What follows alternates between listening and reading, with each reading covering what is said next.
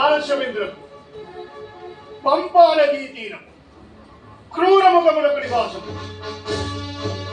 మంత్రివయ్య, వెంటనే సైన్యాన్ని సిద్ధం చేయించండి.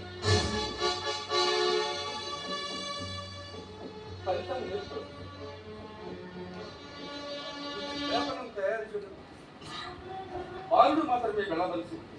బాలుడికి నేను తోడుగా వెళ్ళగలను. వద్దు ప్రభు, వద్దు.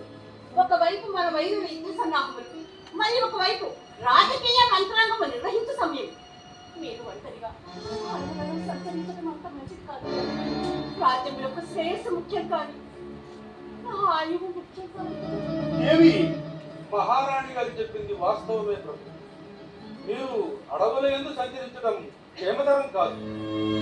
తండ్రి, ఇంత చిన్న విషయములకు మీరు నా వెంట రానేలా? నేను వెళ్ళలేనా? కుమార, వెళ్ళినది వ్యాఘ్రక్షేరములకు నాయన. వ్యాఘ్రక్షీరం తెచ్చుట సంభవం కాదా? కార్యము వశ్యమైన తరి కానిది లేదు మహాబలమునన్. శౌర్యము పూజ్యమైన తరి సృష్టము సర్వము ఈ జగమునన్. ధైర్యము సత్యము అందుకరి ధన్యము దాయను ఏ క్షణంబునన్. ఆరుల వాగుగా చుకరి అద్దువలెను వ్యాఘ్రక్షీరమునే.